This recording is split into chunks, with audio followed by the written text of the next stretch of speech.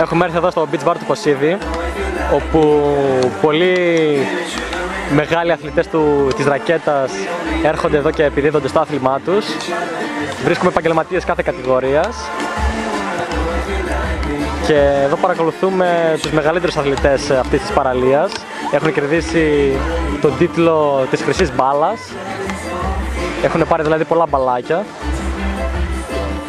και τους παρακολουθούμε. Ο ένας είναι ο μεγάλος Σπύρος, με ύψος 1,95 περίπου. Κανένα μέτρο δεν μπόρεσε να τον μετρήσει ακριβώς. Μπορεί να πιάσει και τις μεγαλύτερες βολές. Και την άλλη έχουμε τον αθληταρά τον Άλεξ, με τα καλύτερα πόδια που υπάρχουν. Μπορεί να πιάσει την μπάλα ακόμα και αν είναι 10 μέτρα μακριά του. Τους βλέπουμε εδώ, παίζουν χαλαρά ακόμα. Ο κόσμος τους κοιτάει με συμπάθεια. Αν το βλέπετε, είναι τσαχπίνης ο Άλεξ. Αν και ο κόσμος έχει φάει αρκετές μπάλες στο κεφάλι, καλή ώρα. Τους ανέχονται φυσικά γιατί ξέρουν ότι είναι αθληταράδες και ότι κανείς δεν μπορεί να τους φτάσει. Βλέπετε, ακόμα παίζουν χαλαρά καθώς κάνουμε αυτή την εισαγωγή. Τους παρακολουθούμε, σιγά σιγά θα δυναμώσουμε.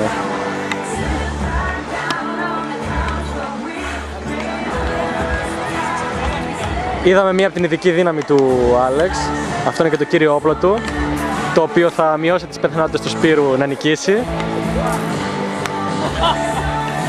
Παρ' όλα αυτά,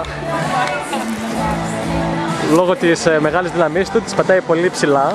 Είστε κατεστραμμένοι ρε! Κοιτάτε μια κάμερα, πήγαινε σε μια παραλία γαφώ. Πήγαινε με μαλάκα στο πλάνο, στο διάολο. Άντε γάμις. Αυτός είναι ένας χαμένος αντίπαλος, ο οποίος θα σαμποτάρει τους δύο αθληταράδες μας. Συνεχίζουμε όμως τον αγώνα. Και όπως έλεγα, η υψηλή... Θα να ζουν σε κάνα κόλλο ρε. Κάτσε ρε, ακόμα κάνουμε εδώ εισαγωγή, περίμενε.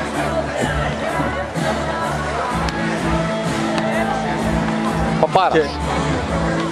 αυτός είναι ένας τρόπος για να μην παίζετε ρακέτες.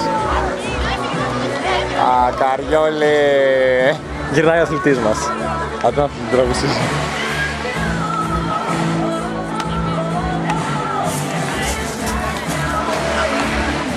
Αυτές οι παλιές θα δυσκολέψουν το Σπύρο μας, αλλά δεν μασάει.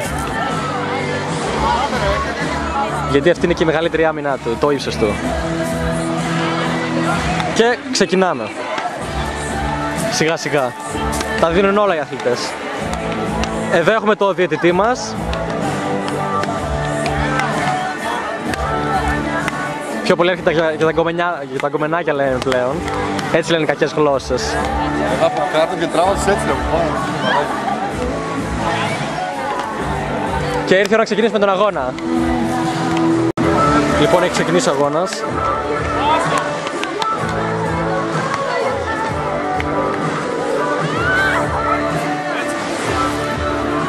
Ακόμα το μάτς είναι αμφίροπο. Φωτογένεια, φωτογένεια. Βάστε παιχνίδι τώρα.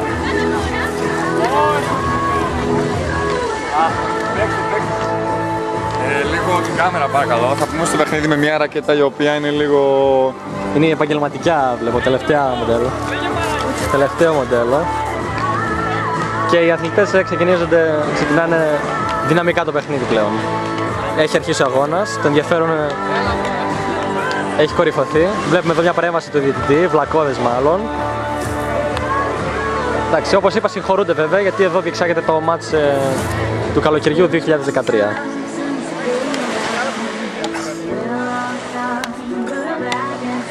Ούτε και ο μεγάλος αθλητής αυτού του σπουδαίου αθλήματος δεν φαίνεται να κολώνει.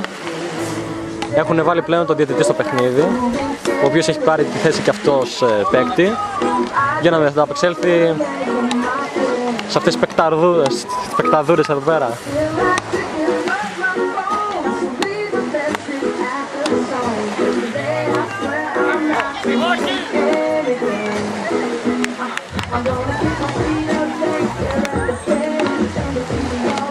Πρέπει να πούμε και ότι ο Θωμάς έχει και αυτός μεγάλο ύψος, ανταγωνίζεται σκληρά το Σπύρο.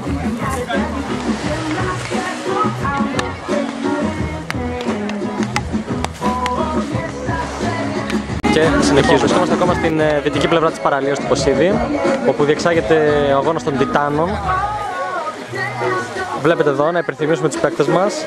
Ο Θωμάς, αθληταράς με τα όλα του, με ένα 92 ύψος νομίζω, αν δεν κάνω λάθος. Δεν σηκώνει τη δημοσιότητα. Εδώ ο Σπύρος, μια δήλωση αθλητή, μια δήλωση. Για να γίνει σαν εμένα, θα τρως κάθε μέρα 3 κουταλιές γιαουρτάκι. Γιαουρτάκι γάλακτος. Και θα γαμάς αυτό καθημερινά, τον ήττη. Μεγάλα λόγια από τον αθλητή μας. Ελπίζω να ακολουθήσει τις συμβουλές του και επιστρέψει στον αγώνα του. Βλέπετε, είναι 2 προς 1. Έχουμε τα γρήγορα πόδια εναντίον ύψους και μακρύου χεριού. Τώρα αυτό μπορεί να χρησιμοποιηθεί σε πολλούς τρόπους. Είναι ένα αρκετά καλό πλεονέκτημα για όλα τα αθλήματα και μη.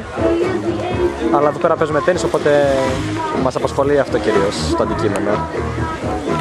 Είναι και χορευταράς, πρέπει να πούμε, ο Θωμάς. Γι' αυτό καταφέρνει και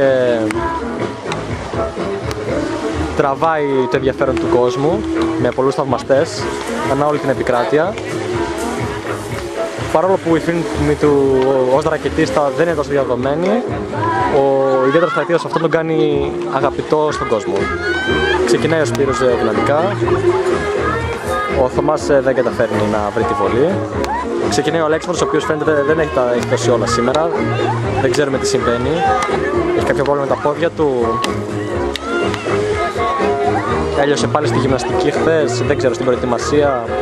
Κανείς δεν μπορεί να πούμε σίγουρα. Από αυτόν τον άνθρωπο όλα τα περιμένουμε. Πάντως φαίνεται αρκετά χαλαρός, βλέπω.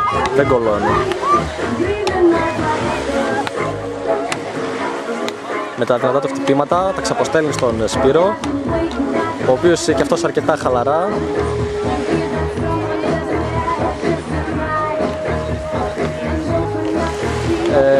Αποκρούει τα χτυπήματα των αντιπάλων του.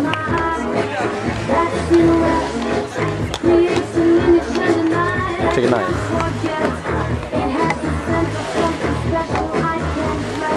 Χάνει ο Αλέξανδρος. Αυτό θα του κοστίσει αρκετά, τόσο από την υποστήριξη του κοινού όσο και από τη δική του ψυχολογική υποστήριξη. Για κάποιο λόγο... Αυτό ήταν σαν τον ήττη, κάθετα και περιμένει, δεν μπορώ να κάνω κάτι. Δεν φαίνεται να συμπαθεί ο Θωμάς την κάμερα πολύ. Οι άλλοι παίκτες βέβαια δεν φαίνεται να έχουν πρόβλημα. Μάλλον ο Θωμάς προσπαθεί να εντυπωσιάζει περισσότερο με την τεχνική του. Εδώ είχαμε μια δήλωση από το Σπύρο ότι θα παρατηρήσει το παιχνίδι. Βλέπουμε μερικές βρωμολογίες και δεν ξέρουμε αν θα συνεχίσει το παιχνίδι. Το βλέπουμε αρκετά εκνευρισμένο. Ο Θωμάς δεν γελάει. Ο Αλέξανδρος αντίθετα με τα χτυπήματά του τον υποστηρίζει να συνεχίσει.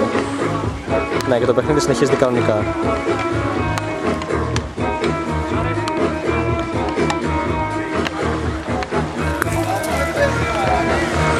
Έχουμε επιστρέψει